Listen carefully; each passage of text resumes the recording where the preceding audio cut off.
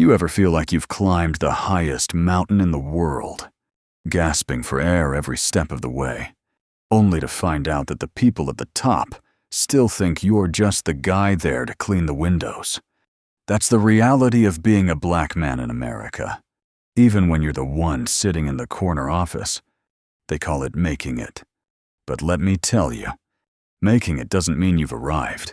It just means you've earned a more expensive seat to watch the same old show. Before I get into this, I want to know, have you ever been in a situation where you did everything right, followed every rule, and still got treated like a criminal? Drop a comment below and let me know where you're watching from. If you're tired of the silent treatment this world gives us, hit that subscribe button. We need to stick together, because the story I'm about to tell you, it still keeps me up at night. It's about the day I realized that my tailored suit and my CEO title didn't mean a damn thing once I stepped onto that jet bridge.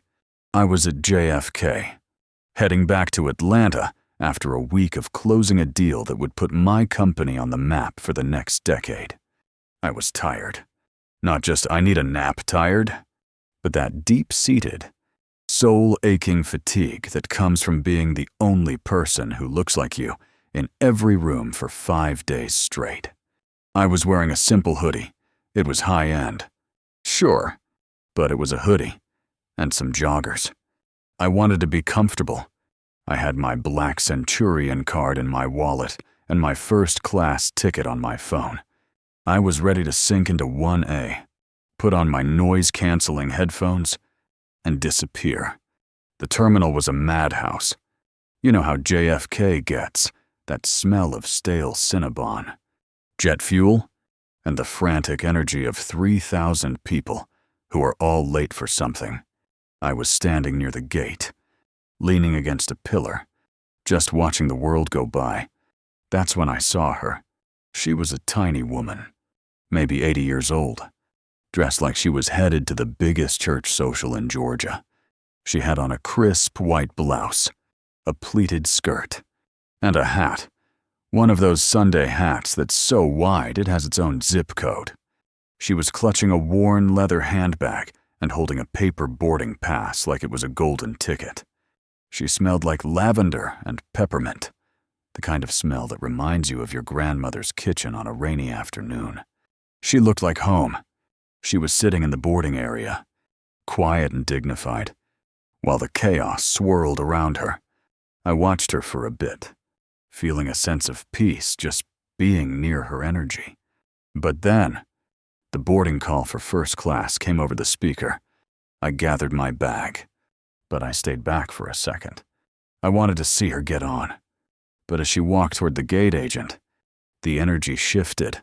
You know that feeling, when the air gets heavy and you can tell something is about to go sideways. A young couple pushed past her.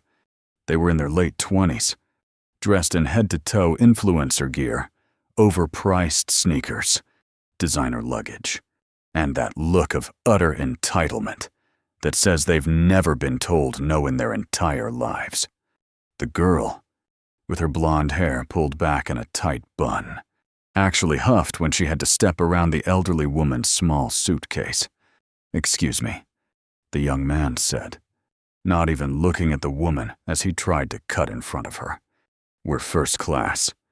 The elderly woman, let's call her Mama Hattie, because that's the name that fits her, didn't move.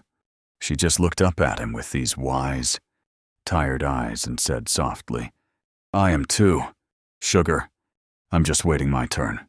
The gate agent, a woman with glasses perched on the very tip of her nose and a face that looked like she'd been sucking on lemons all morning, didn't even look up from her screen. She just held out her hand for the couple's passes.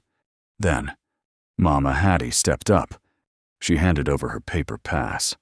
I saw the gate agent's eyes flick down, then up, then back down. Her posture changed. She went from bored professional to suspicious gatekeeper in a heartbeat. "Ma'am, I'm going to need you to step aside for a moment," the agent said. her voice loud enough for the people in the first 5 rows of the waiting area to hear. Mama Hattie blinked. "Is there a problem?" "Miss, that's my seat. 2A? I paid for it months ago to go see my great-grandson graduate. He's going to be a doctor. You know, the agent didn't care about the doctor. She just tapped her keyboard with unnecessary force. The system is showing a flag. I need to verify this. Please, step to the side. You're blocking the flow. The flow. That's what they call it, when they want to move the problem out of sight." I felt a familiar heat rising in my chest. It started in my gut and moved up to my throat. The young couple was still standing just past the scanner, whispering to each other and looking back at Mama Hattie. The girl made a face, a sort of twisted smirk, and whispered something to the guy. He laughed. I stepped forward. I didn't say anything yet. I just moved into the line, right behind where Mama Hattie had been standing. I wanted the gate agent to see me. "Is there an issue with the lady's ticket?" I asked. My voice was calm. The agent finally looked at me. She saw the hoodie and the skin color, and her lip curled just a fraction of an inch. "I'm handling it, sir. Please wait your turn." "I am waiting my turn," I said, leaning over the counter just enough to read her name tag. "Sarah, but it looks like you're having trouble with a first-class boarding pass. I'm an executive platinum member." "Sarah." Sarah's face turned a blotchy red. "Sir, there's been a duplicate seating error. We have a technical glitch. I'm trying to resolve it." "A glitch?" I repeated. I looked over at the young couple who were now talking to another agent further down the jet bridge. Then I looked back at Mama Hattie. She was standing there, her hands trembling slightly as she clutched her purse. She looked small. She looked like she was trying to disappear into the floor. And that broke my heart. Because no one should feel like they have to apologize for existing in a space they paid to be in.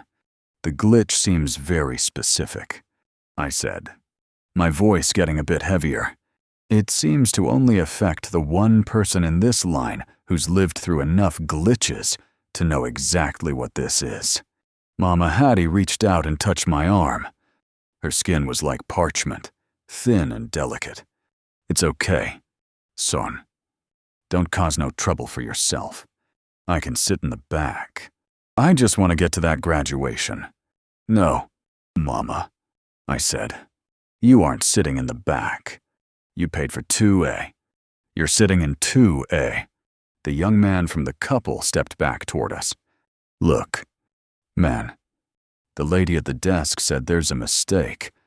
My wife and I, we have those seats. We're on our honeymoon. We need to be together." I turned to look at him. He was tall, well-fed, and radiated the kind of confidence that only comes from never having to wonder if a door will be closed in your face. "Congratulations on the wedding," I said. "But your honeymoon doesn't give you the right to take a seat from a woman who was born before. Your parents were a thought in God's mind. If there's a mistake, the airline can put you in the back, or they can find you another flight. That's not how this works." The guy snapped, his face hardening. "We have our passes. Well, look at her. Are you sure she even knows how to buy a first-class ticket?" The silence that followed was deafening. It was one of those moments where the mask slips, and you see the ugly truth underneath. I felt my heart hammering against my ribs. I looked at Sarah, the gate agent. She was looking at the young man with sympathy, then back at Mama Hattie with annoyance. "Ma'am," Sarah said, "I've reassigned you to 34B. It's an aisle seat. I'll issue the new pass now." "No," I said. The word was a physical thing, a barrier I threw down between them. "You will not issue that pass. Sir, you are interfering with airline operations," Sarah said, her voice rising. She was looking around for security now. I knew the play. If a black man raises his voice, he's aggressive. If he stands his ground, he's threatening. I had to be careful. I had to be surgical. "I'm not interfering," I said, pulling my own phone out. "I'm a witness, and I'm a customer, and I'm currently recording this technical glitch for my legal team." Sarah froze. The influencer couple froze. They weren't looking at a man in a hoodie anymore. They were looking at a problem they couldn't just brush away. I looked down at Mama Hattie. She was looking at me with a mixture of fear and pride. I could see the tears welling up in her eyes. "Is there a problem here?" A man in a pilot's uniform stepped out from the jet bridge. He was older, with graying temples and a chest full of ribbons. He had that captain aura, the kind of man who's used to being the final word in any argument. Sarah scrambled. "Captain, we have a seating duplication. This passenger," she pointed at Mama Hattie, "was flagged for a seat reassignment. But this gentleman is being difficult." The captain looked at me. He looked at my phone, which was still aimed at the desk. Then he looked at Mama Hattie. He lingered on her for a long time. "What's the duplication?" the captain asked. "Seats 2A and 2B, Sarah said quickly. "These guests have the confirmed digital check-in. This lady has a paper pass that seems to be from an older booking system. The older system is the one that takes the money." "Sarah," I said, "and it took hers months ago." The captain stepped closer to the desk. He didn't look at the screen. He looked at the paper boarding pass in Mama Hattie's hand. He reached out and took it, his movement slow and deliberate. He read every line on it. The young man from the couple stepped up, trying to reclaim his dominance. "Look, Captain, we just want to get going. We have a connection in Atlanta. This is ridiculous. Just put her in the back and let's move." The captain didn't even look at him. He handed the pass back to Mama Hattie. "This pass is valid. It's more than valid. It's a full-fare, non-refundable first-class ticket." He turned to Sarah. "Why are we moving her?" "The system," Sarah started, but the captain cut her off with a single sharp motion of his hand. "The system didn't make this choice. Sarah, you did." The air in the terminal felt like it was vibrating. I could feel the eyes of every other passenger on us. Some were looking away, embarrassed. Others were staring, waiting for the crash. Mama Hattie's hand was still on my arm. She was leaning on me now, her weight shifting as her legs grew tired from the standing and the stress. I moved my arm, tucking hers into the crook of my elbow, holding her up. I could feel the heat of her skin through my hoodie. "Captain," I said, my voice low and steady, "I'm in 1A. If you're looking for a seat for this couple, they can take mine. I'll sit in the back. But this lady stays exactly where she is." The young couple looked at each other. They didn't say thank you. They looked insulted that they'd have to take charity from me. "That won't be necessary, sir," the captain said. He turned to Sarah. "Put the couple in the 2 remaining seats in the exit row. They wanted to be together. They can be together in 14C and D. This lady is going to 2A, and she's going there now." Sarah looked like she wanted to argue, but one look at the captain's face silenced her. She began hitting the keys on her board, the sound like rapid-fire hail on a tin roof. She didn't look at us. She didn't apologize. She just shoved the reprinted passes across the counter. "Boarding is continuing," she muttered. I picked up Mama Hattie's bag. It was light, probably just a change of clothes and some gifts for her grandson. "Let's go." "Mama," I said gently. We walked down the jet bridge. It's a short walk, but that day, it felt like a mile. Every step echoed against the corrugated metal walls. As we reached the door of the plane, Mama Hattie stopped. She looked at the narrow opening. then back at the gate we'd just left. Her breath was coming in short, shallow hitches. "Son," she whispered, her voice trembling. "They're gonna be mad at us now, aren't they? The people on the plane. Let them look." "Mama," I said, my heart feeling like it was being squeezed by a giant hand. "Let them look until their eyes ache. You aren't stealing anything. You're just taking what's yours." We stepped onto the plane. The flight attendant at the door, a younger man with a forced smile, looked at Mama Hattie's pass, then at me. His eyes did that same quick scan up, down. Assessment. "Welcome aboard," he said, though the words felt like they'd been kept in a freezer. 2A is right here on the right. I helped her into the seat. She sat down gingerly, as if she were afraid the chair might reject her if she sat too hard. I stowed her bag in the overhead bin and then sat down in my own seat. 1A, right in front of her. I looked back at her. She was smoothing out her skirt, her fingers moving rhythmically over the fabric. She looked out the window at the tarmac, her reflection ghost-like against the glass. The cabin began to fill up. People filed past, their bags bumping against the seats. I watched the young couple walk in a few minutes later. They had to walk through first class. As they passed Mama Hattie, the girl didn't look at her. But the guy, he stopped, just for a second. He looked at her. Then he looked at me. His face was twisted into a mask of pure, unadulterated resentment. He didn't say a word, but his eyes said everything. He blamed her for his discomfort. He blamed me for his humiliation. He moved on, but the energy he left behind was like a stain on the air. I leaned back in my seat and closed my eyes. My heart was still racing. I thought we'd won. I thought the drama was over. I thought we could just fly. But then I heard the heavy clank of boots on the floor of the galley. Not the light tread of a flight attendant, but something heavier, more purposeful. I opened my eyes and looked toward the front of the plane. 2 men were standing there. They weren't in airline uniforms.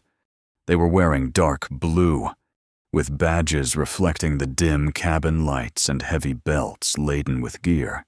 The police. They weren't looking for a seat. They were looking for us. One of the officers, a man with a thick neck and eyes like flint, stepped into the aisle, and his hand moved instinctively toward his belt. Part 2. The rising heat. The silence that follows the arrival of law enforcement in a confined space like an airplane cabin isn't actually silent. It's a heavy, vibrating thing, filled with the sound of 300 people holding their breath at once. I sat there, my hands resting on the armrests of my seat, in 1A, and I could feel the microscopic tremors in the floorboards as those boots came closer. These weren't the soft-soled shoes of a flight attendant looking to offer a warm towel. These were the hard, uncompromising heels of authority. I didn't turn my head immediately. I've learned over the years that movement can be interpreted as agitation when you look like me. I kept my gaze fixed on the seat back in front of me. But in the periphery of my vision, I saw the dark blue fabric of their uniforms. The air in the first-class cabin suddenly felt metallic, sharp, and thin. It was the smell of a storm about to break. Behind me, in seat 2A, I heard a small, sharp intake of breath. It was Mama Hattie.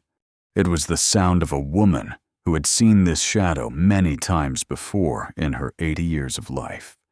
I felt a surge of protective fury, but I forced it down. I had to be the coldest man in the room. I had to be the CEO, not the victim.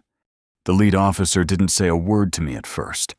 He walked right past my seat and loomed over Mama Hattie. He was a big man, built like a linebacker. He didn't look at her like she was a grandmother. He looked at her like she was a suspicious package. He leaned in. placing one hand on the back of the seat in front of her. "Ma'am," he said, "we've been told there's an issue with your boarding. Step out into the galley." Mama Hattie looked up at him, and I saw her Sunday hat tremble. "Officer," she whispered, "I have my ticket." "The captain," he said I could stay. "I'm just trying to get to Atlanta." "The captain is busy preparing for departure," the officer replied, his tone getting shorter, sharper. "The gate staff has reported a disturbance.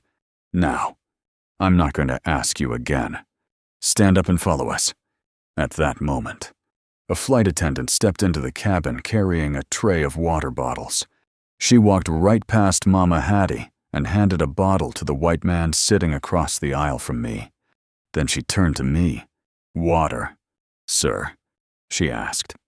Her voice was sweet, rehearsed, and utterly jarring given the scene unfolding 2 feet away. I looked at her. Then I looked at the tray. "Give one to the lady in 2. A first," I said. The flight attendant's smile faltered. She glanced at the officers, then back at me. "I'm sorry, sir, but we're currently occupied with a security matter in that row. I can't serve her right now. She's a passenger in first class," I said, my voice dropping an octave. "She's been sitting here through a confrontation that you started. Give her the water." The attendant didn't move. The officer turned his head slowly to look at me. His eyes were like 2 pieces of flint. "Sir, you need to stay out of this," he said. "This doesn't concern you. It concerns me when I see a human being treated like a stray dog on a flight I paid for," I replied. I leaned back, crossing my arms, trying to project a level of calm I definitely didn't feel. Inside, my heart was a jackhammer. I was thinking about my board members, my shareholders, the PR firm I keep on retainer. I was thinking about the mask I've worn for 20 years to get into these rooms. But then I looked at Mama Hattie's hands. They were gnarled, spotted with age, and they were shaking so hard she had to tuck them under her thighs to hide it. That was the moment the mask started to crack. You see, being a black man in a position of power in this country is like walking on a tightrope. If you're too loud, you're the angry black man. If you're too quiet, you're complicit in your own erasure. I've spent my career perfecting the art of being palatable. I wear the Italian suits. I did all of that, so I wouldn't have to deal with this. But as I watched that officer tower over that elderly woman, I realized that all my money and all my titles were just a fancy coat of paint on a house that the world still wanted to tear down. The second officer moved to the other side of the aisle. He was checking for anyone filming. I saw the influencer couple from the gate sitting a few rows back in economy. The guy had his phone out, but he wasn't filming the police. He was filming himself, whispering into the camera with a smirk. He looked like he was enjoying the show. He looked like he was winning. "Ma'am, stand up," the lead officer said again. "Please," Mama Hattie said, her voice cracking. "I didn't do nothing. I just want to see my boy graduate. He's going to be a doctor. Please, don't take me off this plane." The lead officer sighed, a sound of pure, clinical boredom. "We have reports that you were uncooperative at the gate and that you've caused a delay in the flight's departure. This is a federal matter now. If you don't comply, we will have to use force." "Force," I said, "against an 80-year-old woman for sitting in the seat she paid for.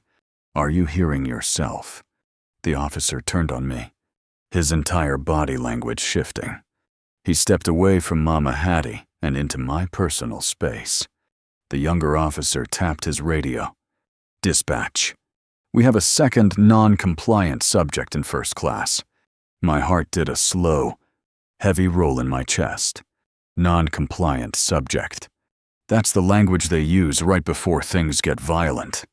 I looked around the cabin. Most people were looking away. They were staring at their laps. They didn't want to be part of the uncomfortable reality of what was happening. But Mama Hattie, she wasn't looking away. She was looking at me, and in her eyes, I didn't see fear anymore. I saw a soul-deep weariness.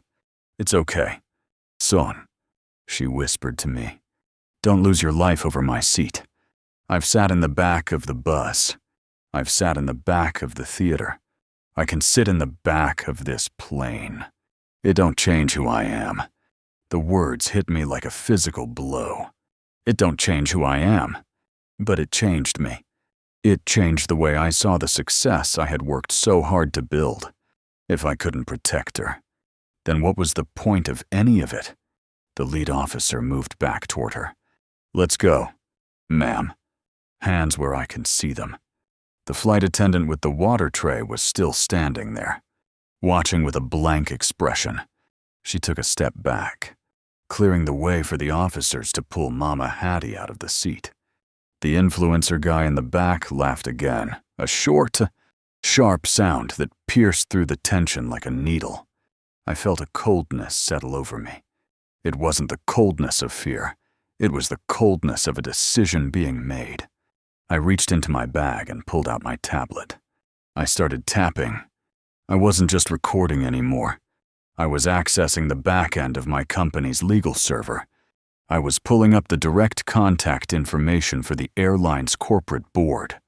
But as I did that, I realized that the corporate route was too slow. This was happening in real time.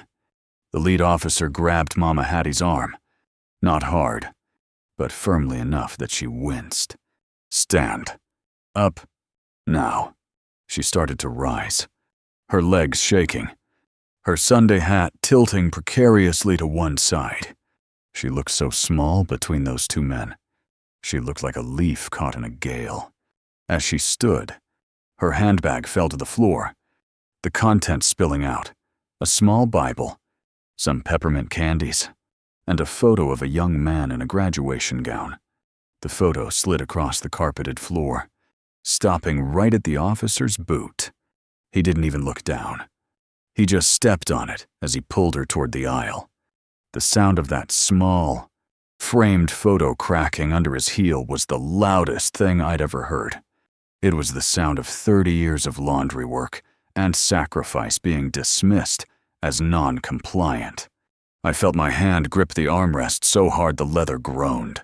My vision narrowed until all I could see was that cracked photo and the officer's hand on her arm. I knew that what I was about to do could cost me everything. But then I looked at the influencer couple again. They were smiling. They were waiting for the resolution where the problem was removed. I stood up. I didn't do it quickly. I did it slowly, unfolding my 6'2" frame until I was standing at my full height. I moved into the aisle, blocking the path between the officers and the exit. The lead officer stopped and turned his full attention to me. The younger officer moved up behind him, his hand hovering over his taser. "Sir, get back in your seat," the lead officer warned. "You are interfering with a lawful removal. This is your final warning."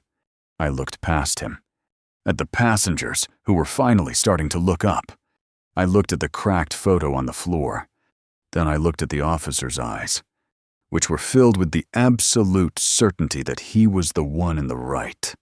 I felt the younger officer's hand close around the handle of his taser, the plastic clicking in the quiet cabin as I stepped 1 inch closer. The air in that cabin didn't just feel thin anymore. It felt like it had been replaced by high-voltage electricity. When you spend your life in boardrooms, you get used to a certain kind of conflict, the kind that's fought with spreadsheets and legal jargon. But this was the raw, jagged edge of the American machine. This was the moment where the suit, the title, and the bank account balance usually stop mattering, and the color of your skin becomes the only thing the world chooses to see. The lead officer's eyes searched me. He wanted me to flinch. "You've got about 3 seconds to get out of my way. Paul, The officer said, "Interfering with a federal officer during flight operations is a felony. Do you want to spend the next 10 years in a cage because you wanted to play hero?" I didn't move. I shifted my weight just a fraction. Grounding myself, "You're talking about a felony," I said, my voice coming out steadier than I felt. "Let's talk about liability. Let's talk about the fact that you are currently laying hands on a peaceful, elderly passenger who has a valid ticket. If you don't take your hand off her, my legal team will make your pension disappear." The younger officer with the taser took a half step forward. "He's recording. Sarge," he muttered. The Sarge, sneered. "I don't care if he's filming for the evening news. He's obstructing. Sir, you are now under arrest. Turn around and put your hands behind your back." Behind him, I saw the flight attendant press her back against the galley wall. She looked terrified, but not for us. And in the back, I heard the influencer guy whisper something like, "Oh my God, he's actually doing it. This is going to go viral." Mama Hattie's voice broke through the tension. "Please, son," she whispered, "don't do this. I've seen what happens to boys like you when they stand up to men like them. It's okay. I'll go to the back." That was the twist in my gut. I looked at her, and I didn't see a stranger. I saw every black woman who had ever swallowed her pride, just so her sons could live to see another day. She was trying to protect me. Her first instinct was to save a black man from the consequences of his own dignity. "No, Mama," I said. "You've spent 80 years moving, so people like them could feel comfortable. Not today. Not on my watch." I turned my focus back to the sergeant. "My name is Marcus Thorne.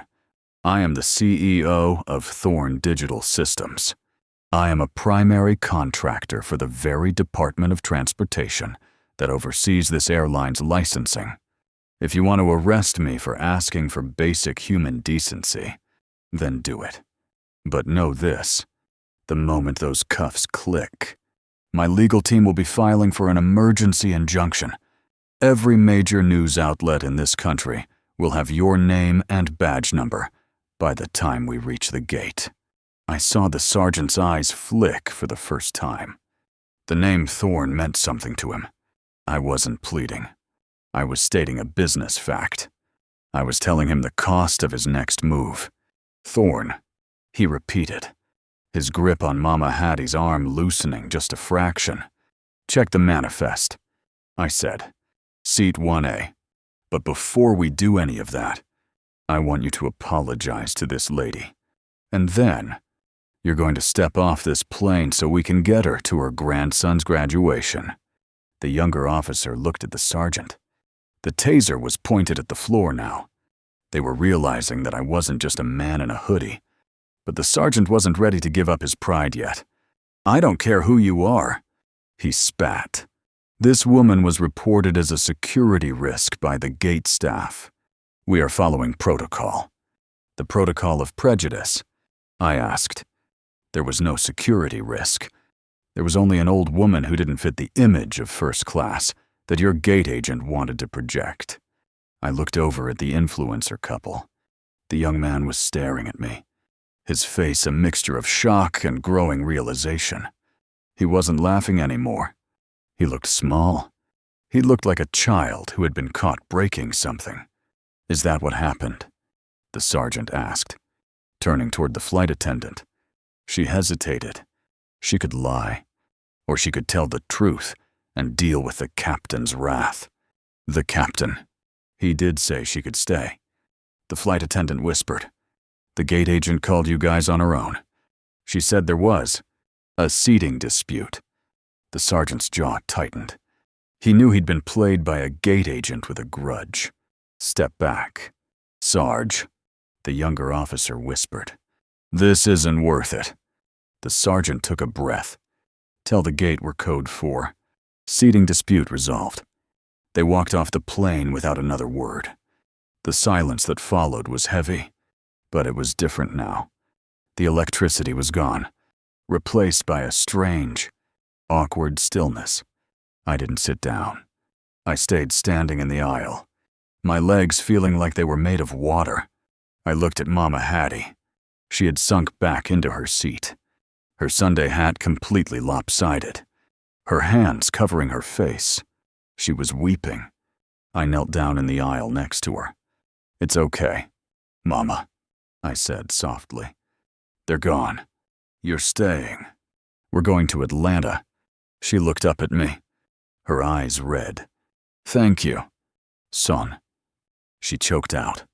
"But why did you do that for an old woman like me?"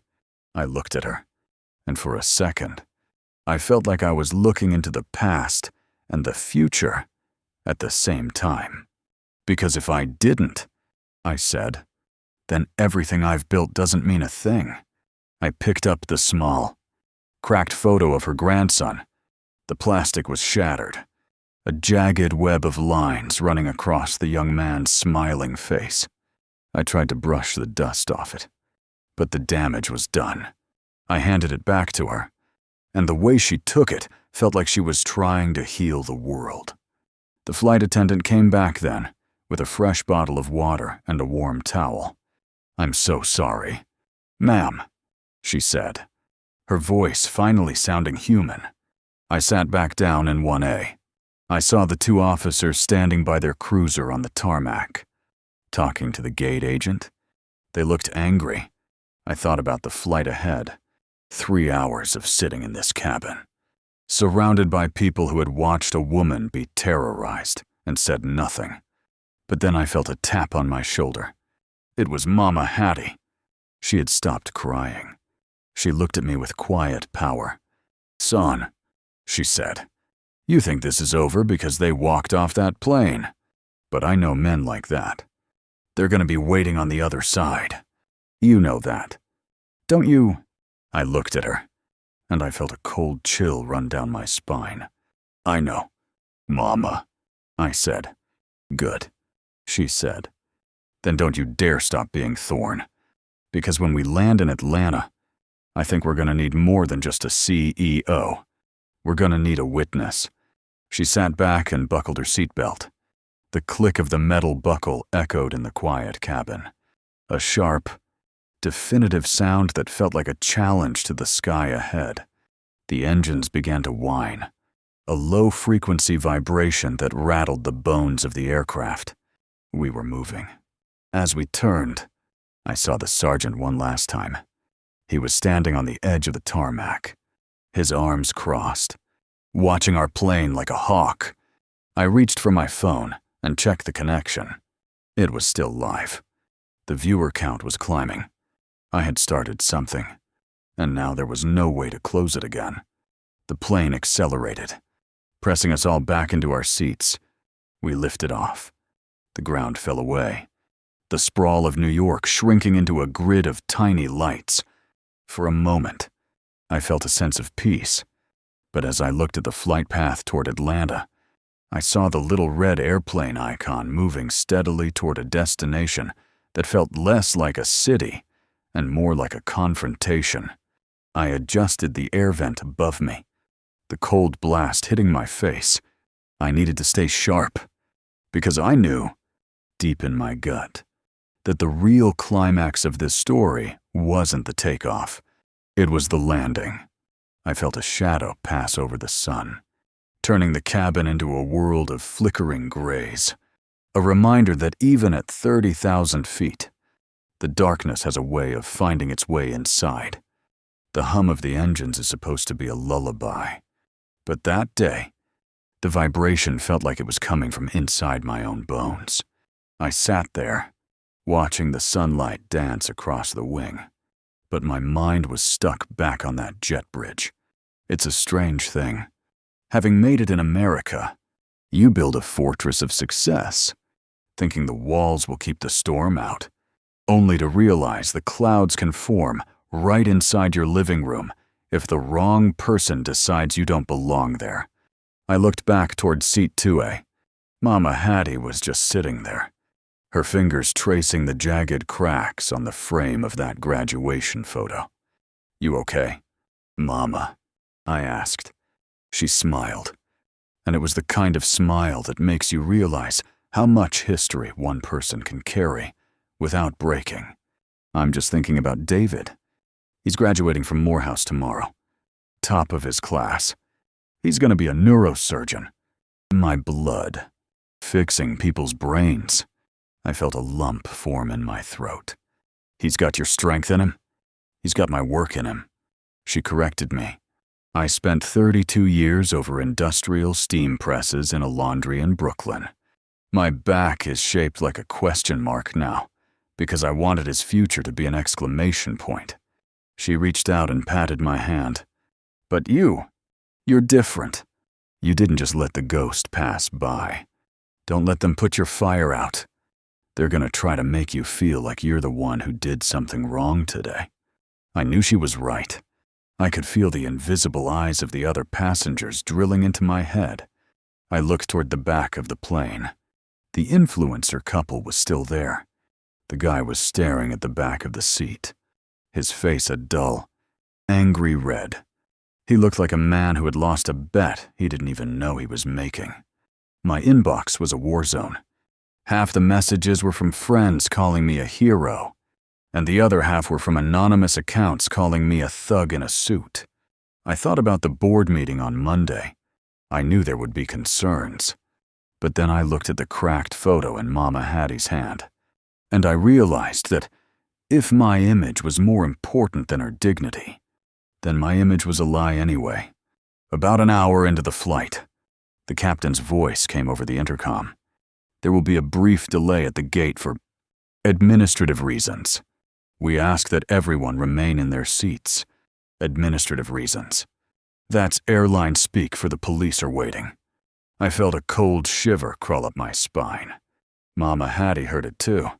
Her grip on the photo tightened. She wasn't going to break. And if she wasn't going to break, I sure as hell wasn't either. The descent was a slow, agonizing crawl through the gray clouds. Atlanta was covered in a humid haze. When the wheels hit the tarmac, the sound was like a gunshot. We slowed down, turning off the main runway. The silence in the cabin was absolute now. Everyone was looking out the windows, searching for the flashing lights. As we pulled toward gate T4, I saw them. 3 police cruisers and 3 black SUVs with government plates.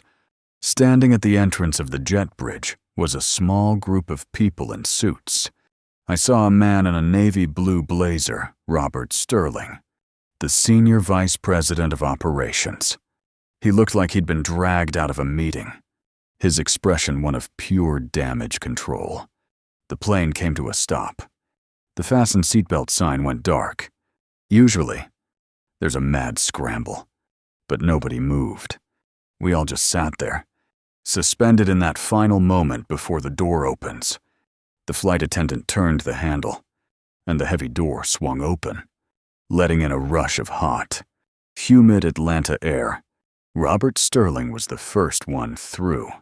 He walked straight into the first-class cabin and stopped at my seat. "Marcus," he said.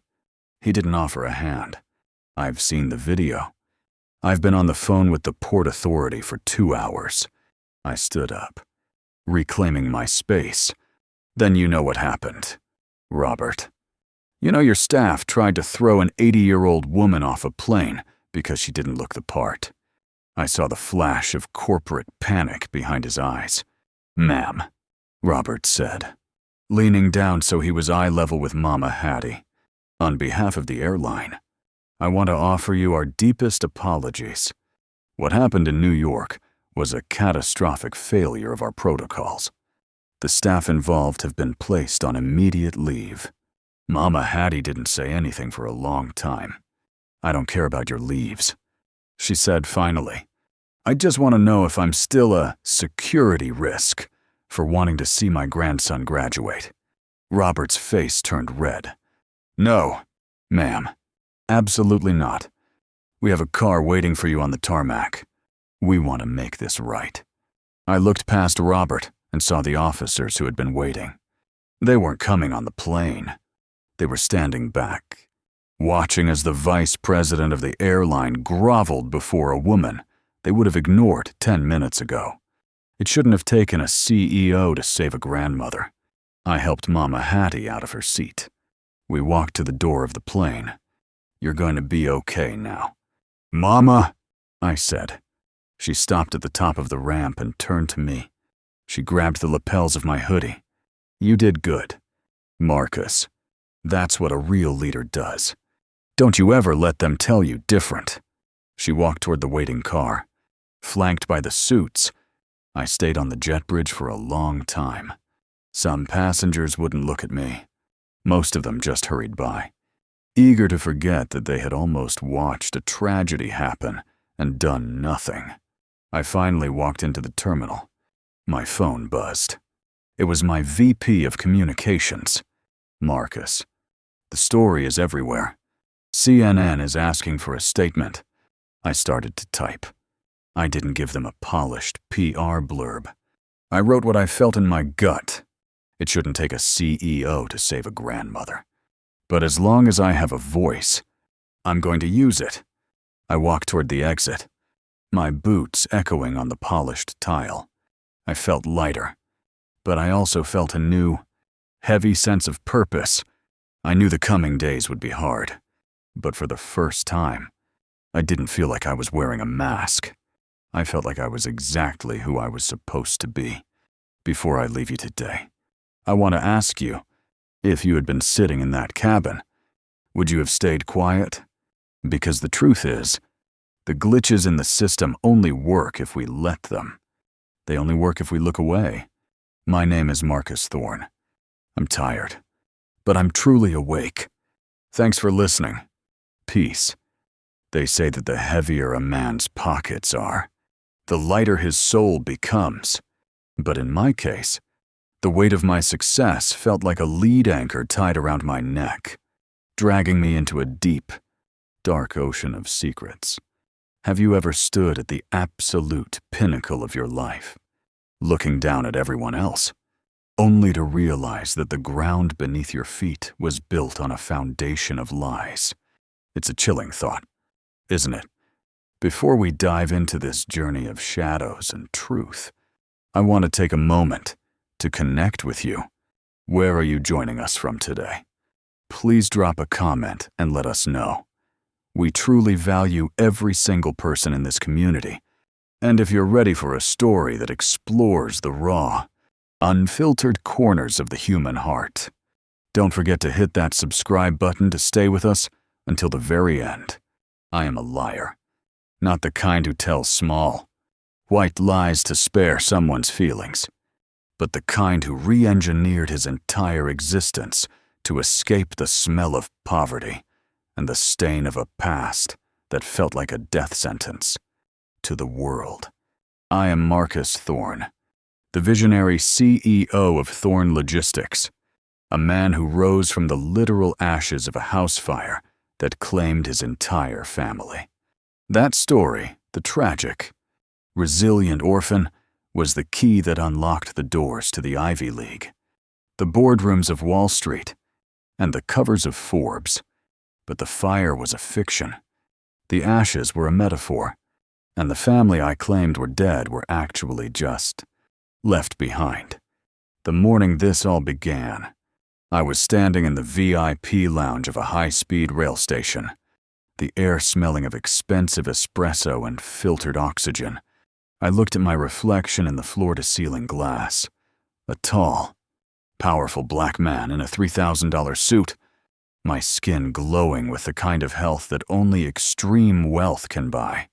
I was on my way to the airport to board a flight to London to finalize a multi-billion-dollar merger. Everything was perfect, until my phone buzzed in my pocket. It was a private message from an unlisted number.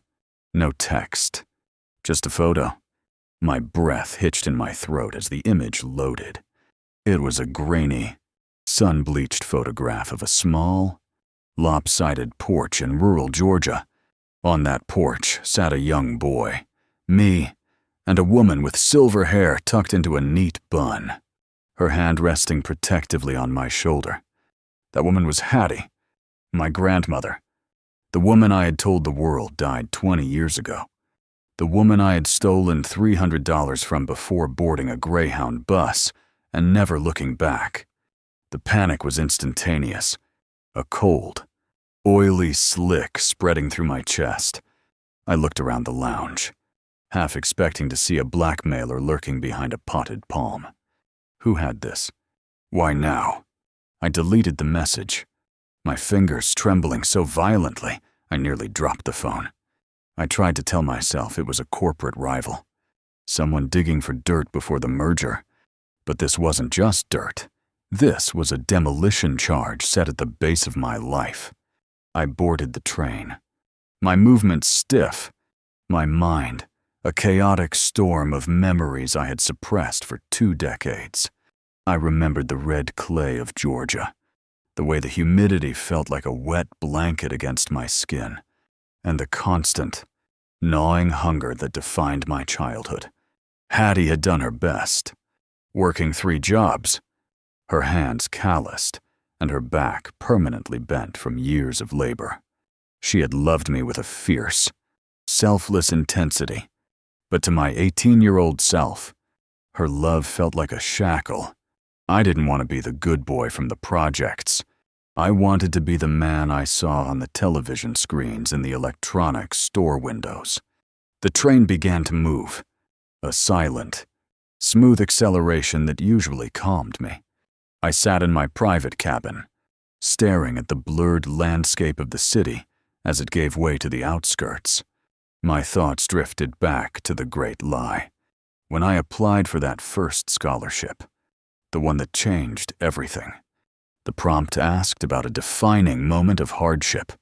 I had looked at my grandmother, sleeping in her chair after a 12-hour shift, and I had felt a wave of resentment so sharp it tasted like copper.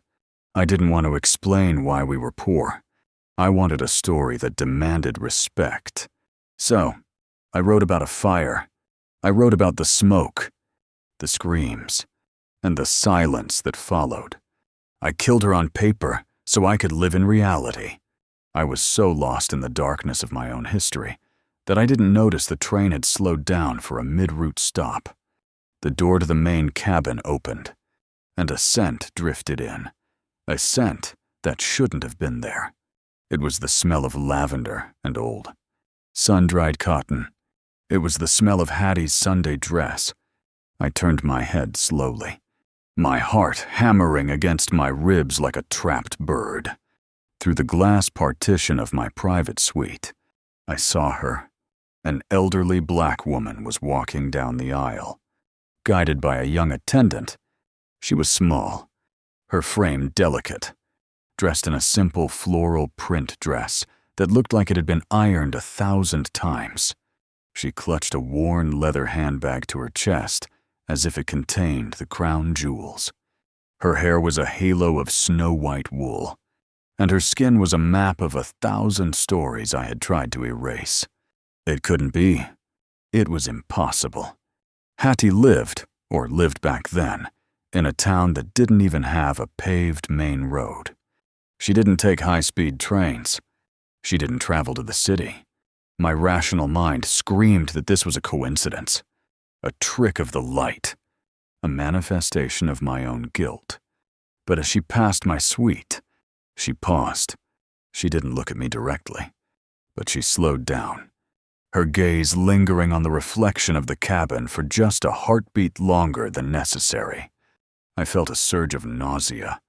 I stood up, intending to close the blinds, but my legs felt like lead. I watched her sit down 3 rows ahead, her back to me. She moved with a quiet dignity that felt like a silent accusation.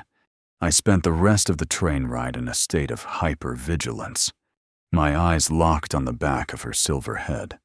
Every time she moved, every time she adjusted her bag, I felt a jolt of electricity run through me. When the train finally reached the airport terminal, I moved with a desperate, uncharacteristic haste. I was the first one off, pushing past business executives and tourists. My heart racing.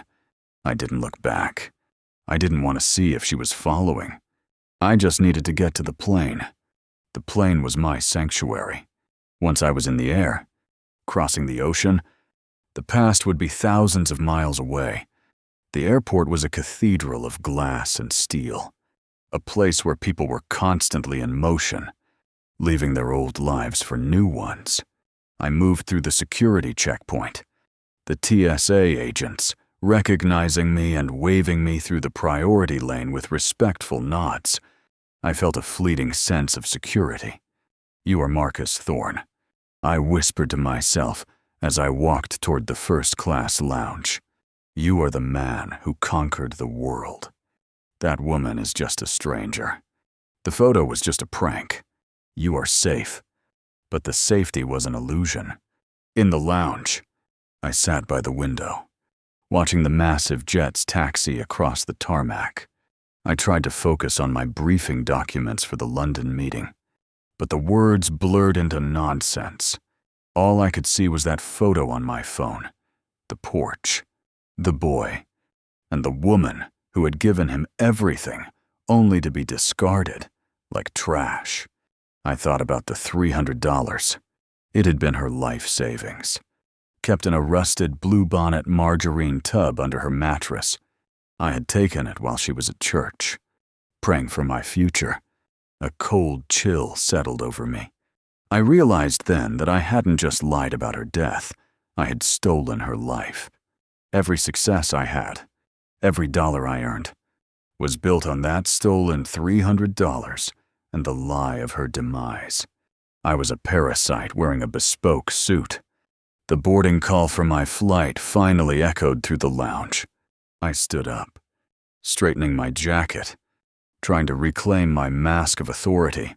I walked toward the gate, my footsteps echoing on the polished marble. The gate area was crowded, but I headed straight for the Group 1 boarding lane. As I handed my digital boarding pass to the attendant, I felt a strange prickle on the back of my neck, the sensation of being watched. I turned my head, my eyes scanning the seated passengers, and there, sitting in the very front row of the waiting area, directly across from the gate, was the woman from the train. She wasn't looking at her phone or a book. She was sitting perfectly still, her hands folded over her leather handbag, her eyes fixed directly on mine. She wasn't smiling. She wasn't crying. She was just looking. It was a gaze of profound, soul-deep recognition. The noise of the airport, the announcements, the chatter, the rolling suitcases, all faded into a dull hum. There was only her and me. I felt the mask of Marcus Thorne begin to crack, the porcelain of my fake identity splintering under the weight of her stare. "Mr. Thorne?" the gate attendant asked, her voice sounding like it was coming from the end of a long tunnel. "Sir, you're all set to board." I didn't move. I couldn't. My eyes were locked on the woman's handbag.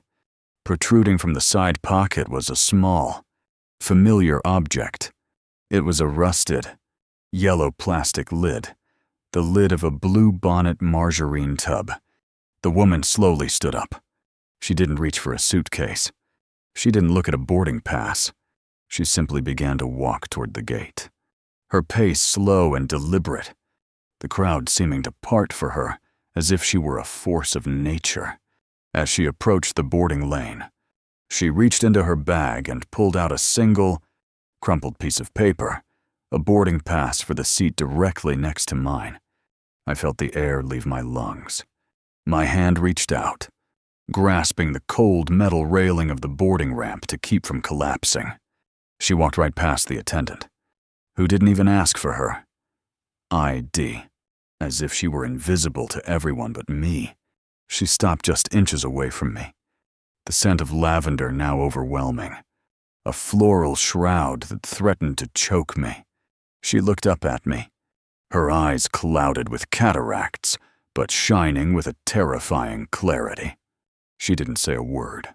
Instead, She reached out with a trembling, calloused hand and gently brushed a stray thread from the lapel of my $3,000 suit, her fingers lingering on the expensive fabric as if she were feeling the texture of my betrayal. The sensation of her calloused fingertips against the superfine wool of my blazer was like a jolt of raw electricity, a static discharge that bridged 2 decades of silence in a single, agonizing second. I stood paralyzed at the mouth of the jet bridge, the sterile, pressurized air of the terminal whistling softly behind us. For years, I had curated a life where no one touched me without my permission, where every handshake was a calculated transaction and every embrace was a PR stunt. But this was different. This was the touch of the soil I had sprung from. A hand that remembered the boy before he became a monument to his own ambition. I looked down at her, my throat constricting until it felt like I was swallowing glass. She didn't say a word, but her eyes, clouded by the milky veil of cataracts, seemed to be reading the very code of my DNA. She wasn't looking at the billionaire. She was looking for the child who used to hide behind her skirts when the thunder rolled over the Georgia pines. The gate attendant's voice drifted over my shoulder. A distant, annoying buzz, urging the line to move forward. I took a mechanical step into the tunnel, my legs feeling like they belonged to a marionette being steered by a drunk puppeteer. The jet bridge was a hollow, echoing ribcage of corrugated metal and fluorescent lights. With every step toward the aircraft, the walls seemed to shrink, the ceiling pressing down on my head. I could hear the rhythmic thump-thump of her orthopedic shoes behind me, a steady, relentless heartbeat that mirrored the pounding in my ears. I wanted to run. I wanted to sprint down that tunnel, leap onto the plane, and command the pilot to take off immediately, leaving this ghost on the tarmac. But the weight of the blue bonnet lid I had seen in her bag, the yellow plastic icon of my greatest sin, anchored me to the floor as we reached the threshold of the Boeing 787. The head flight attendant, a woman with a smile so bright and artificial it looked like it had been laser-etched onto her face, bowed slightly toward me. "Welcome back, Mr. Thorne. It's an absolute honor to have you with us today. Your suite is ready, and we've prepared the vintage you requested." I nodded, a stiff, jerky movement, my mask of corporate invincibility threatening to slide off and shatter on the galley floor. I stepped into the cabin, the scent of expensive leather and polished wood failing to soothe me for the first time in my career. I moved toward 1A, the ultra-luxurious private suite that cost more than some people made in a year. I threw my briefcase onto the ottoman, desperate to close the sliding door and vanish. But then, the unthinkable happened. The elderly woman followed the attendant not toward the back of the plane, not toward the cramped rows of economy where I assumed she belonged, but directly into the first-class cabin. She stopped at 1B, the seat directly across the narrow aisle from mine. My heart didn't just race, it began to vibrate, a low-frequency dread that made my vision blur.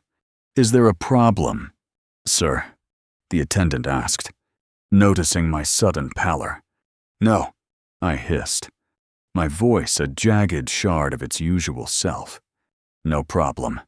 I sat down, the buttery, soft leather feeling like sandpaper against my skin. I watched out of the corner of my eye as she settled into her seat. She didn't look impressed by the $10,000 suite. She didn't marvel at the widescreen monitor or the motorized champagne chiller.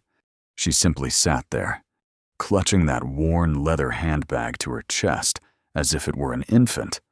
She looked small, painfully small, surrounded by the aggressive opulence of the cabin.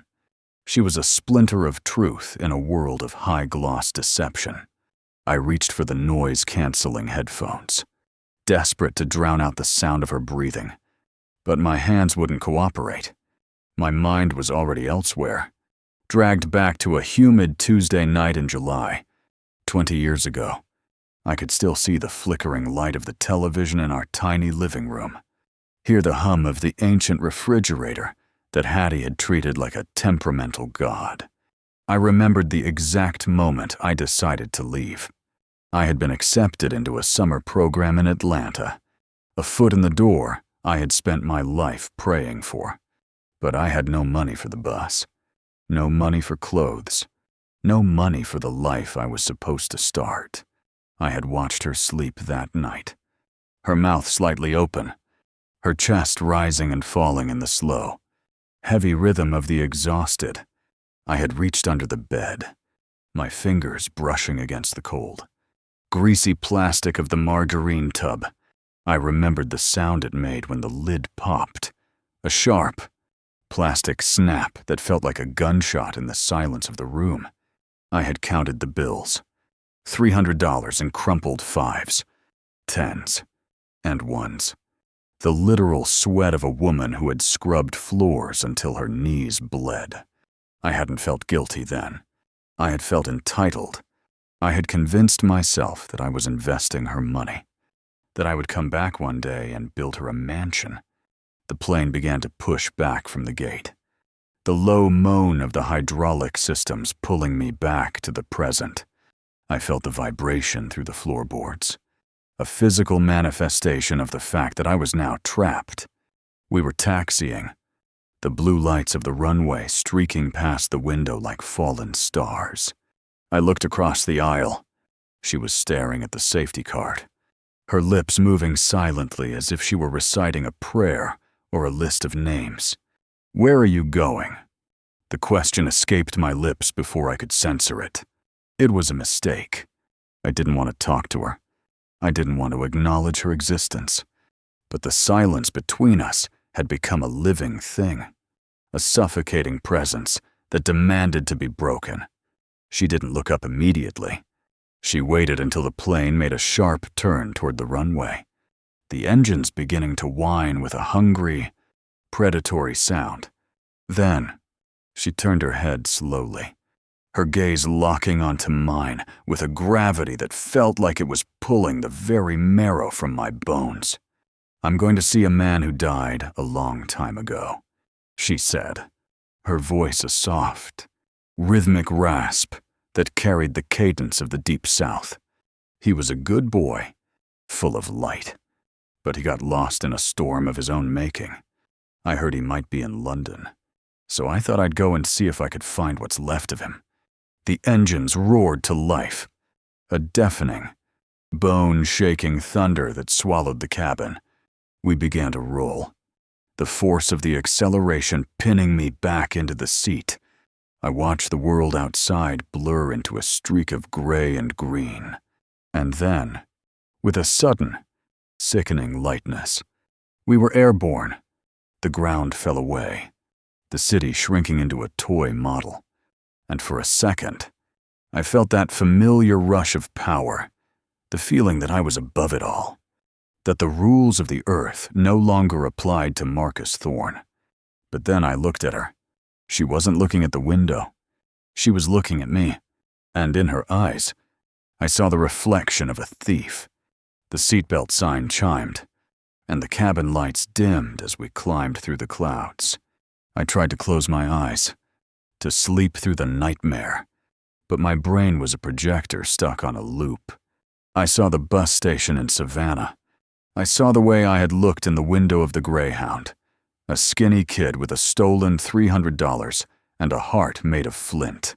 I had changed my name by the time I reached the North Carolina border. I had invented the Thorne family by the time I reached New York. By the time I graduated from Harvard, I had repeated the story of the tragic fire so many times that I had almost started to believe it myself. The flight attendant returned, moving with the practiced grace of a dancer. She set a small tray of hors d'oeuvres in front of me, Wagyu beef tartare and caviar. I looked at the food and felt a wave of revulsion. It looked like dollops of expensive salt. "And for you, ma'am?" the attendant asked, her tone shifting to one of polite condescension. The kind people use for the elderly they deem out of place. "Just some water. Sugar," the woman said, her voice warm and steady. "And maybe a piece of bread if you have one to spare. I've never much liked the fancy stuff." I watched as she took a small sip of the water. Her pinky finger extended slightly, a habit I remembered from the rare occasions we had tea out of chipped ceramic mugs. Every gesture she made was a knife twist in my gut. She wasn't acting like a blackmailer. She wasn't demanding my attention. She was simply existing, and her existence was the most terrifying thing I had ever encountered. Hours passed as we moved over the Atlantic. The cabin was a silent vault of shadows and soft blue LED lights. I pretended to work, my fingers tapping aimlessly at the keys of my laptop. But my eyes kept drifting to her. She had fallen into a light sleep, her head tilted back, her breathing shallow and raspy. In the dim light, the lines on her face seemed deeper, like canyons carved by decades of labor and loss. I realized then that she was older than I had imagined. She was fragile. The thought should have made me feel powerful, but it only made me feel more like a monster. I looked at the leather handbag she held. It was frayed at the edges, the handle reinforced with what looked like duct tape. It was the kind of bag you carry when you can't afford to replace anything, when every object you own has to last a lifetime. I felt a sudden, irrational urge to see what was inside. I needed to know if the blue bonnet lid was real or a hallucination of my guilt. I needed to know if she had the photo I had been sent. The flight attendant was at the other end of the cabin, and the other passengers were obscured by their suite walls. I unbuckled my seatbelt, the click of the metal sounding like a snap of a dry twig. I moved slowly, my heart thumping in the back of my throat. I leaned across the aisle, my hand hovering over the bag. She didn't wake up. Her chest continued its slow, rhythmic rise and fall. My fingers touched the leather. It was cold and slightly damp from the condensation in the cabin. I gently moved the flap aside, my eyes searching for the yellow plastic. There it was, the blue bonnet lid. But it wasn't just a lid. It was taped to the top of a small, leather-bound notebook. My breath caught. I reached for the notebook, my fingers trembling so much I nearly dropped it. I pulled it out an inch, then two. It was a diary, the cover worn smooth by years of handling.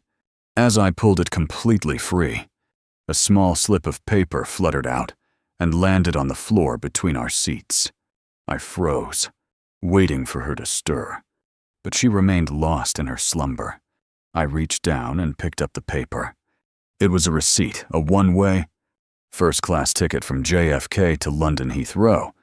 The price at the bottom made my head spin. Over $12,000. There was no way she could have paid for this.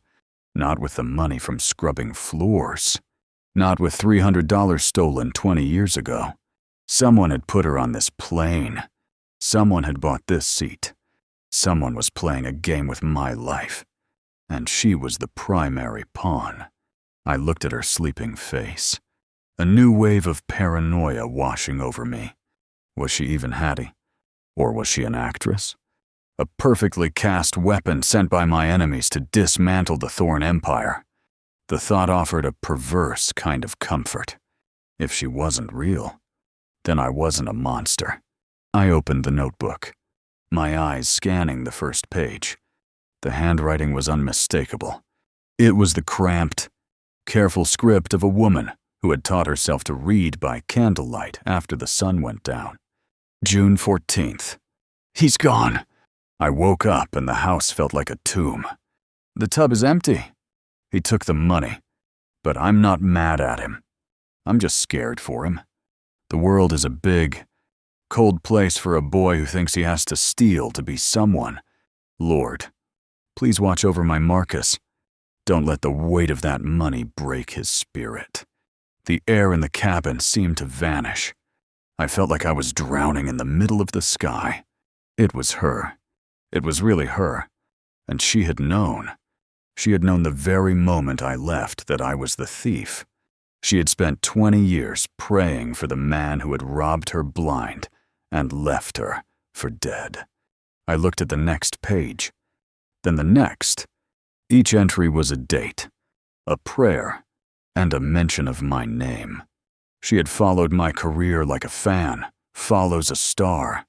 She had clipped every article, saved every magazine cover.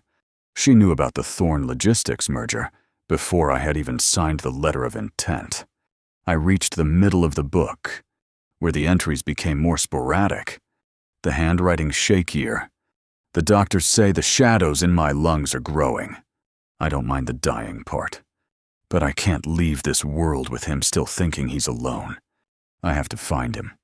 I have to tell him that the $300 was never a debt. It was a gift I would have given him if he'd only asked. I slammed the notebook shut, the sound echoing through the quiet cabin. My eyes were stinging, a hot, salty pressure building behind my lids. I looked at her, my grandmother, the woman I had murdered with my silence. I wanted to wake her up. I wanted to fall to my knees in the middle of the aisle and beg for a forgiveness I didn't deserve. But as I reached out to touch her arm, she stirred. Her eyes flickered open, and for a moment, they were clear, bright, and terrifyingly sharp. She didn't look surprised to see me hovering over her. She didn't look surprised to see her diary in my hand. She simply smiled, a slow, weary expression of peace that made me want to scream. She reached out and placed her hand over mine, her skin feeling like parchment against my own. You always were a curious boy, Marcus, she whispered, her voice barely audible over the hum of the jet engines. Always looking for the secrets in the dark. Did you find what you were looking for? I couldn't speak. I was a titan of industry, a man who commanded thousands, and I was reduced to a speechless child. I looked at our hands, mine, smooth and manicured, hers, scarred and weary. The contrast was a map of my betrayal. Suddenly, the plane hit a massive pocket of turbulence. The cabin jolted violently, the overhead bins creaking under the strain. The fastened seatbelt sign chimed urgently, and the flight attendant's voice came over the intercom, sounding strained. Please return to your seats and fasten your seatbelts immediately. We are experiencing significant weather. I ignored the command. I gripped her hand tighter as the plane bucked again.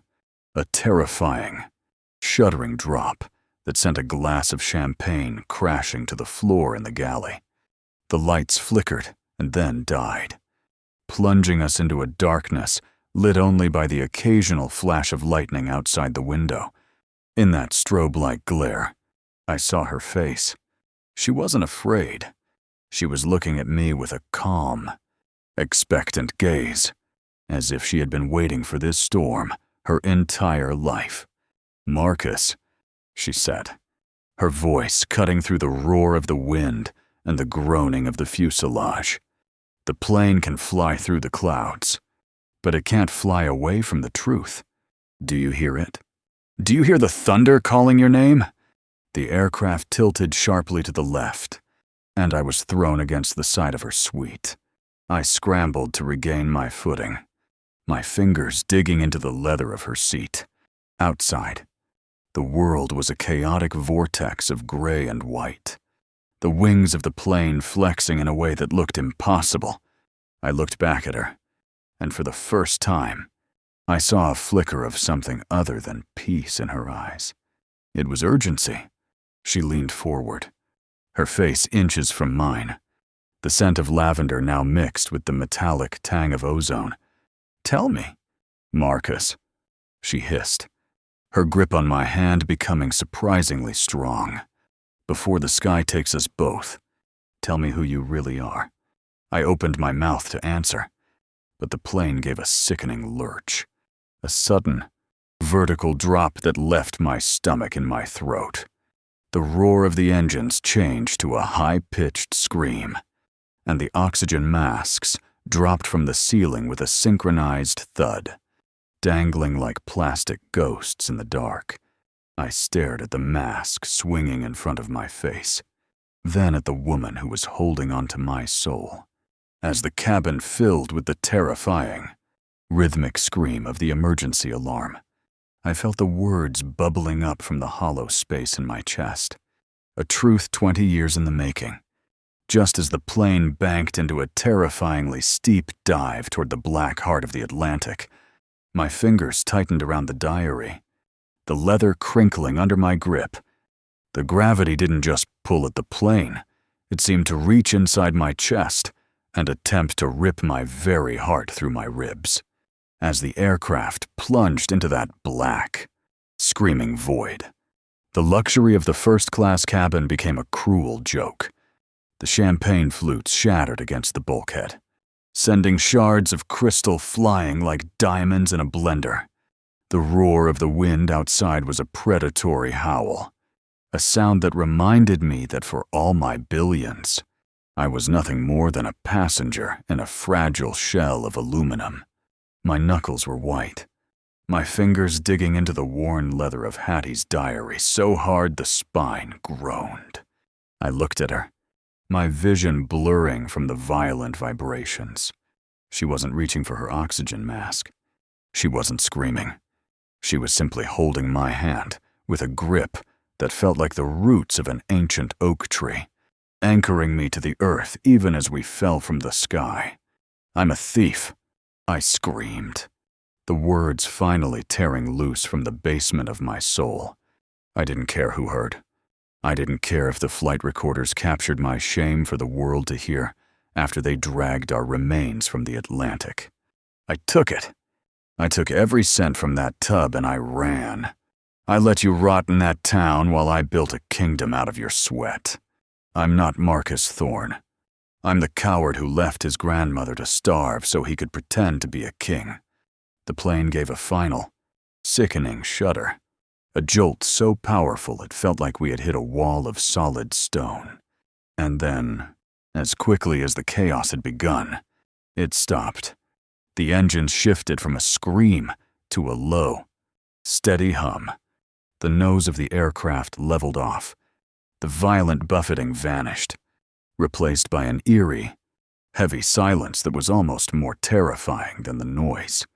We were floating again, suspended in the dark between the stars and the sea. The oxygen masks continued to dangle, mocking us with their plastic stillness. I sat there, gasping for air, the adrenaline receding and leaving behind a cold, hollow exhaustion. My face was wet, not from the rain outside, but from tears I hadn't even realized I was shedding. I slowly released her hand, my fingers cramped and trembling. I looked down at the diary, then at the woman sitting across from me. She was leaning back, her eyes closed, her chest moving in a labored, shallow rhythm. The adrenaline that had fueled her urgency seemed to have drained away, leaving her looking more fragile than ever. "I know, baby," she whispered, her voice so thin it was almost transparent. "I've known since the sun came up that morning, and I found that margarine tub lying on the floor like a dead thing. I didn't need you to tell me. I just needed you to hear yourself say it." I leaned forward, my head in my hands. The titan of industry was gone. In his place was a broken man in a suit that cost more than the house he grew up in. I thought about the boardrooms, the private islands, the accolades. It all felt like ash in my mouth. I had spent 20 years running from a ghost, only to find that the ghost was the only person who actually loved me. "How did you find me?" I asked, my voice a jagged whisper. "The photo. The ticket. Someone helped you.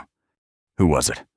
Hattie opened her eyes, and for a moment, the old fire flickered in them. You think you're the only one who can keep a secret. Marcus, you think the world is just full of strangers. People talk. They remember the boy who used to read every book in the library. They saw your face on those magazines at the grocery store. They knew I was sick, and they knew I didn't have much time left to settle my accounts. She reached into her bag, that worn, leather bag that had haunted me since the station, and pulled out a small, folded envelope. She handed it to me with a trembling hand. I opened it and found a stack of letters. They weren't from a blackmailer or a corporate spy. They were from the neighbors, the people I had forgotten the moment I crossed the Savannah City limits. Mr. Henderson from the hardware store, Mrs. Gable from the church choir. They had been writing to her for years, sending her clippings of my successes, pooling their money to make sure she had enough to keep the lights on when her knees finally gave out. And at the bottom of the stack was a letter from a law firm in New York. My own law firm? The realization hit me like a physical blow. My head of security, a man I had trusted with my life for a decade, had been the one who sent the photo. He had been the one who quietly arranged for the first-class ticket. He hadn't been trying to ruin me. He had been trying to save me. He had seen the hollow man I had become and decided to force a confrontation with the truth. He told me you needed to remember, Hattie said, watching the realization dawn on my face. He said you were building a tower so high you'd forgotten how to walk on the ground. He didn't do it for the money, Marcus. He did it because he's a good man who works for a man who used to be good. I slumped back into my seat. The weight of the collective kindness of the people I had abandoned, crushing me. All those years, I thought I was the one who had escaped. I thought I was the one who had won. But they were the ones who had stayed whole. They were the ones who had looked after the woman I had left behind. I looked at the flight attendant as she moved through the cabin, checking on the other passengers. She looked at me with a mixture of awe and pity, likely assuming I was just another rich man rattled by a bit of turbulence. She had no idea that the man sitting in 1A had just been dismantled and reassembled by an 80-year-old woman with a margarine tub lid. "Can I get you anything, Mr. Thorne?" she asked. I looked at Hattie, who was staring out the window at the endless expanse of the Atlantic. "No," I said, the name Thorne feeling like a lead weight on my tongue. "But please, check on my grandmother. She isn't feeling well." The attendant's eyes widened in surprise, her gaze darting between me and the elderly woman in the simple floral dress. The Marcus Thorne story, the one about the tragic orphan who lost everyone in a fire, was public record. I had just shattered my own mythology in a single sentence. I didn't care. The relief of the truth was more intoxicating than any vintage wine. The attendant hurried over to Hattie, her professional demeanor softening into genuine concern. "Ma'am, are you all right? We have a doctor on board, if you're feeling faint." Hattie waved her off with a small, weary smile. "I'm just a little tired. Sugar, it's a long way to fly for an old bird like me. I'll be fine once we touch down." As the attendant moved away, I unbuckled my seatbelt and moved to the edge of my pod, closer to her. I wanted to tell her about the merger, about the stress, about the reasons I thought I had for leaving. But looking at her, none of it mattered. I realized that my entire life had been a series of reasons designed to avoid a single responsibility. "I'm going to take care of you, Hattie," I said, the words feeling clumsy and inadequate. "When we land, I have a place in the countryside, the best doctors, the best care. I'll make up for every day I was gone. I'll buy back the old house. I'll fix the porch. Marcus," she interrupted, her voice gaining a sudden, sharp clarity. She turned to look at me, and the pity in her eyes was almost unbearable. Look at me. Really look at me. I did. I saw the yellowing of the whites of her eyes. I saw the way her skin seemed to be clinging to her bones by sheer force of will. I saw the tremor in her hands that no amount of expensive medicine could fix. I didn't come here to be a charity case in your new world, she said. I didn't come here to live in a mansion built on a lie. I came here to give you the only thing I have left. I came here to give you your name back. She reached into her bag one last time and pulled out a small, weathered Bible. It was the one she had read to me every night. The leather cover smooth and dark from years of oil from her hands. She opened it to the very back, where the family records were kept. She pointed to a line at the bottom of the page, written in a different hand. Mine, from when I was 10 years old. Marcus Elias Johnson, born July 12th. Loved by Hattie. That's who you are, she said. You can call yourself Thorn. You can call yourself King of the World. But you'll always be the boy who wrote those words. And that boy, he wouldn't want his grandmother living in a house he bought with a lie. He'd want her to know that he finally found his way home. I felt the tears starting again. A hot, cleansing flood. I reached out and took the Bible, the weight of it feeling more solid than any contract I had ever signed. I realized then that she hadn't come to London to live with me. She had come to London to die with me, not in a physical sense, but to be there when the man I had created finally breathed his last. The rest of the flight was a surreal journey through a landscape of shadows. We talked, but not about the money or the fame. We talked about the neighbors. We talked about the way the honeysuckle smelled in the spring. She told me about the people who had asked about me, the ones who had never believed the fire story because they knew I was too smart to get caught in a house that was burning.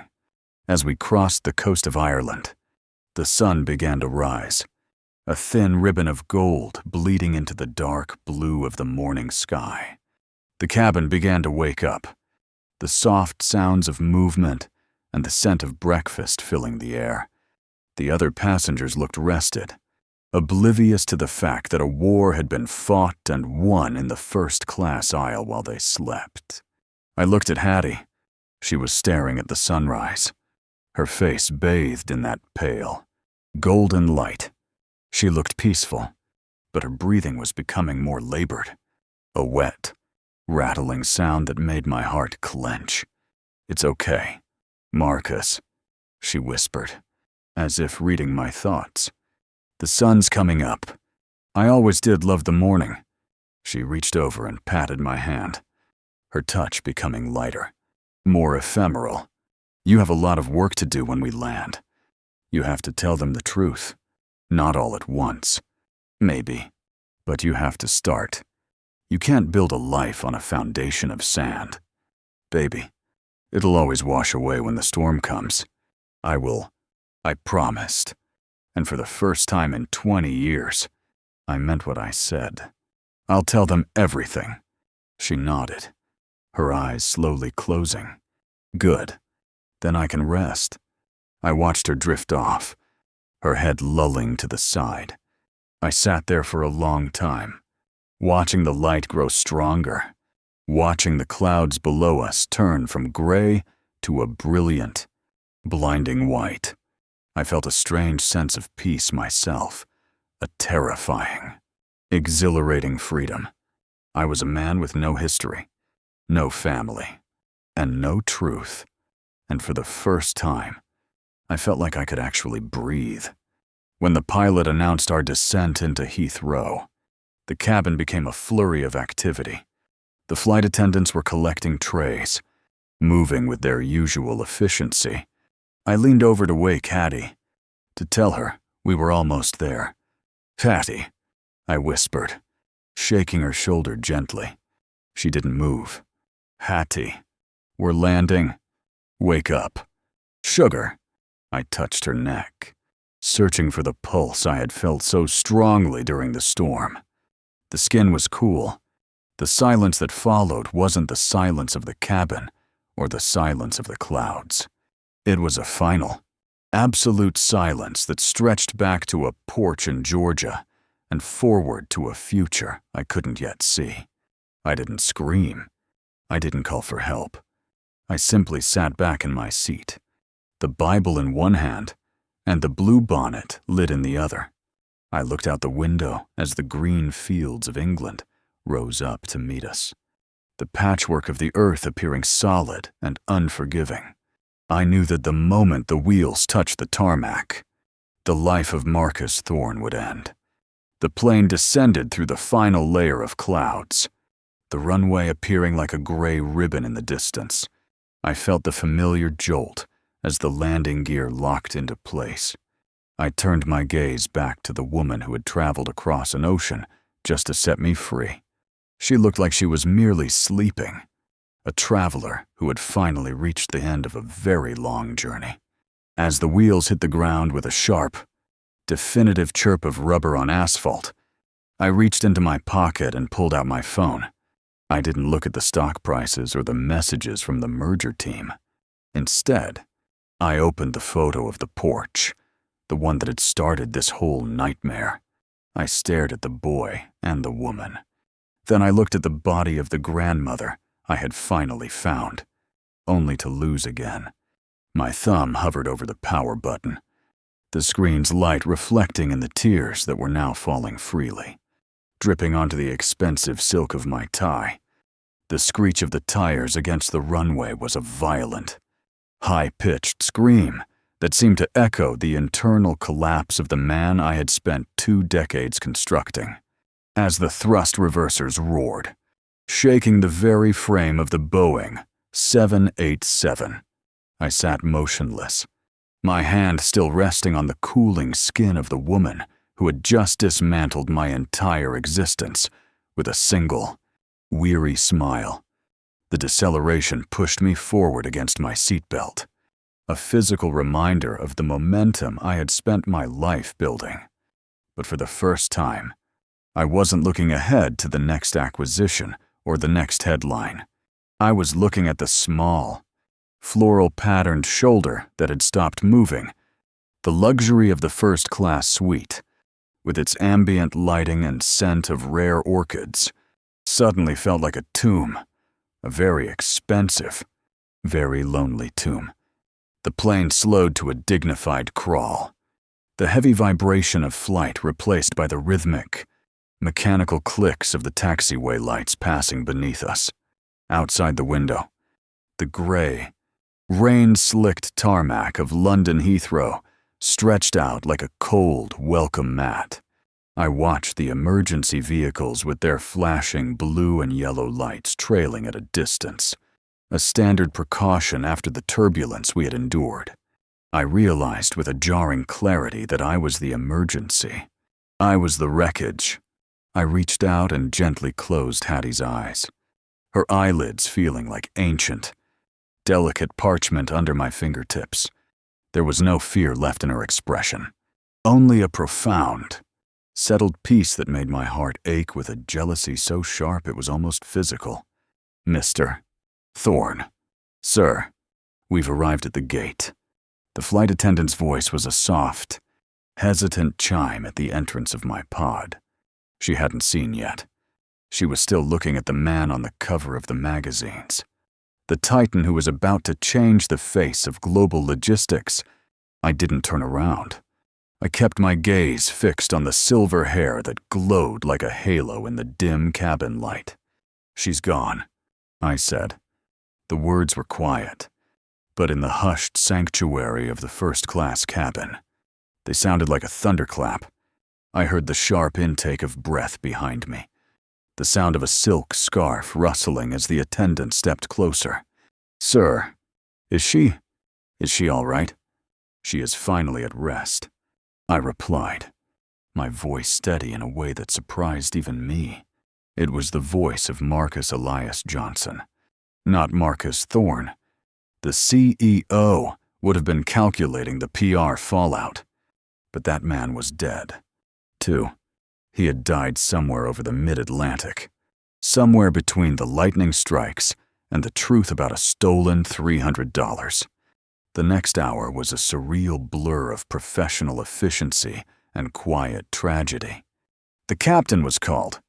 A medical team boarded the plane before the other passengers were allowed to deplane. I sat in my seat, refusing to move, a silent sentinel over the woman who had traveled across an ocean just to ensure I wasn't alone when my lies finally burned down. The paramedics moved with a hushed reverence. They confirmed what I already knew. As they prepared to move her, one of them looked at me, seeing the tear-stained face and the crumpled Bible in my lap. "I'm very sorry for your loss, Mr. Thorne," he whispered. "Johnson." I corrected him. "My name is Marcus Johnson." He looked confused for a split second, his eyes darting to the manifest in his hand. But he nodded respectfully and continued his work. I watched them wheel her out, the small gurney looking absurdly out of place in the corridor of a billion-dollar aircraft. I followed them, my feet feeling heavy. As I stepped off the plane and into the jet bridge, the cool, damp air of England hit me, smelling of jet fuel and old rain. It was the smell of a new reality. Waiting at the end of the tunnel was a man I recognized instantly. Arthur, my head of security. He was dressed in a dark overcoat, his face a mask of professional neutrality, but his eyes held a glimmer of something that looked dangerously like hope. He didn't ask about the merger. He didn't ask about the delay. He simply stood there as the paramedics passed with the gurney. "You did it, Arthur," I said, stopping in front of him. I pulled the grainy photo of the porch from my pocket, the one he had sent me. "You brought the fire to my front door." Arthur didn't flinch. He didn't apologize. "I didn't bring the fire, Marcus. I just pointed out that the house was already burning. I've worked for you for 10 years. I've seen you buy everything you ever wanted and lose everything you actually needed. She was the only thing you had left that was real. She's dead. Arthur, she died knowing you knew who you were." He replied softly. "That's more than most people get." He led me through a private bypass, avoiding the main terminal where the press would undoubtedly be gathered, waiting for the logistics king to make his triumphant entry. We walked through sterile, white-tiled corridors, the sound of my own expensive leather shoes echoing like a countdown. In my hand, I clutched the worn leather handbag Hattie had carried. It was the only thing I had left of her. The bag, the diary, and the yellow plastic lid of a margarine tub that had been the cornerstone of my shame. We reached a private lounge in the airport hotel where the merger signing was supposed to take place. The room was filled with men in suits, lawyers, board members, and my British counterparts, all holding glasses of sparkling water and looking at their watches. The air was thick with the scent of ambition and expensive cologne. When I walked in, the room went silent. They saw the state of my clothes, the redness in my eyes, and the old, battered bag I was carrying like a sacred relic. "Marcus, there you are."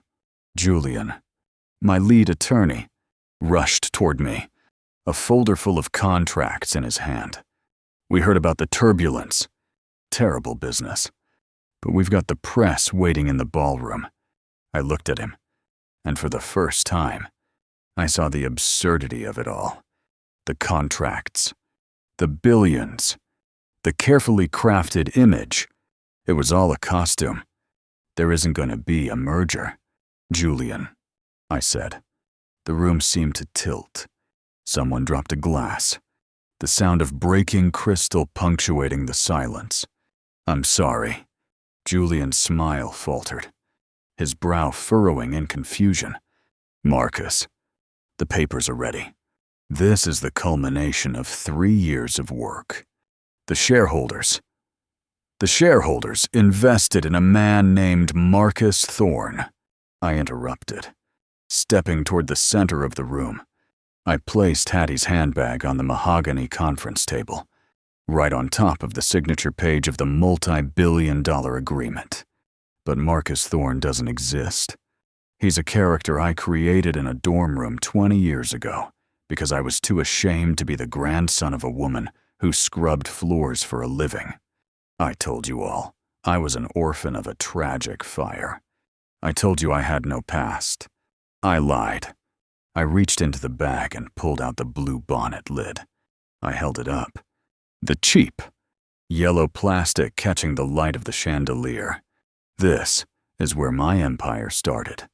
Not with a vision, and not with a dream.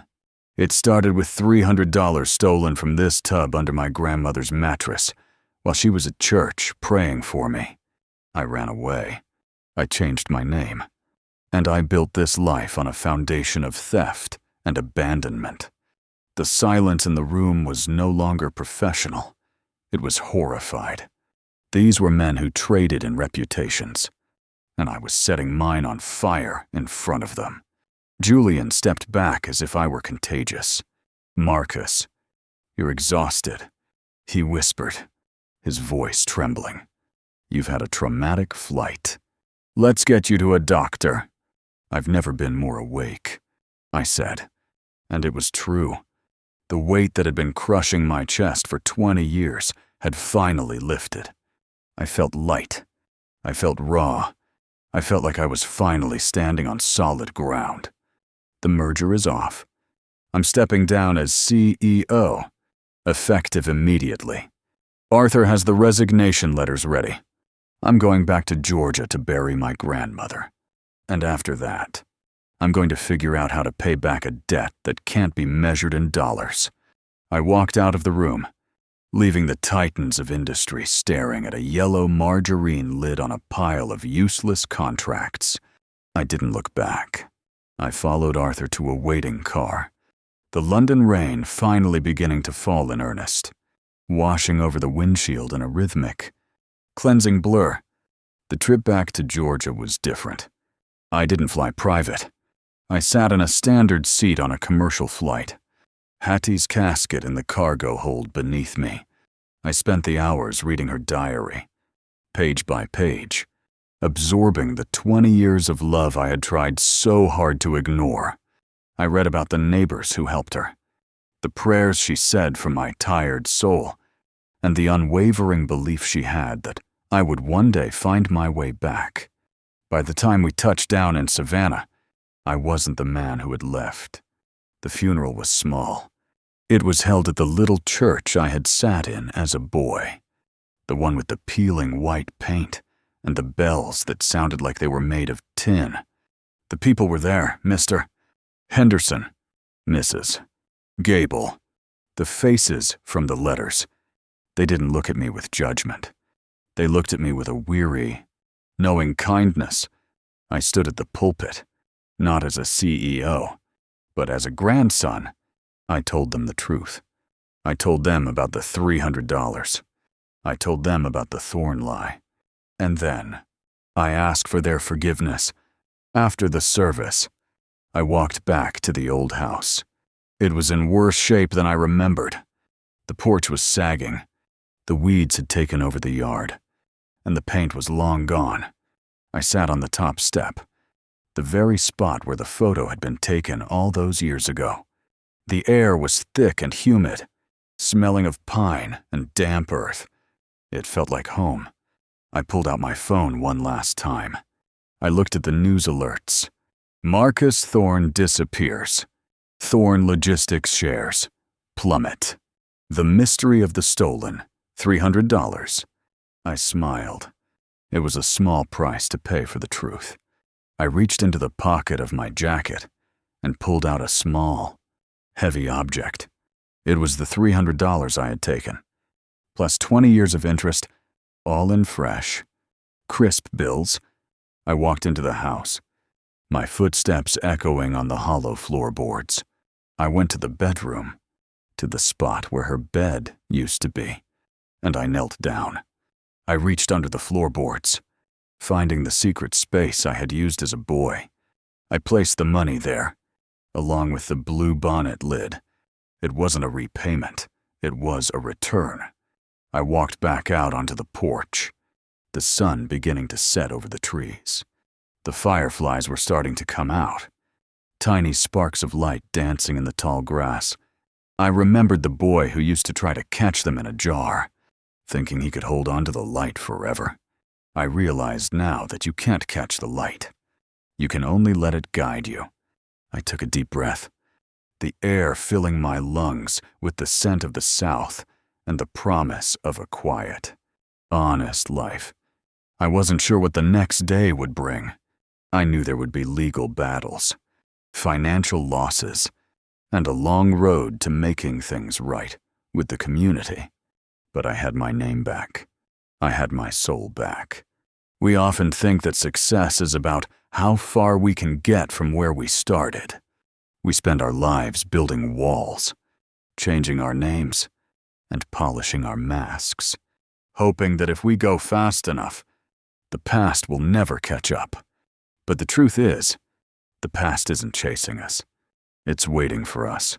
It's the ground we have to walk on to get to where we're actually going.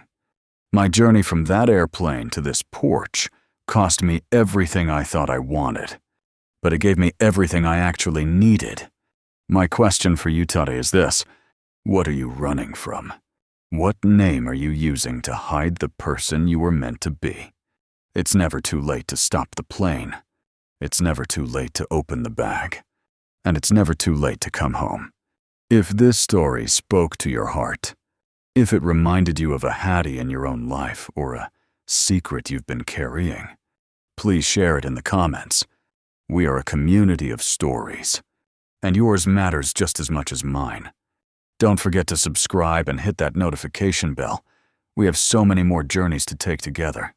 Until next time, stay true to your roots, keep your heart open, and remember that the most powerful thing you can ever be is yourself.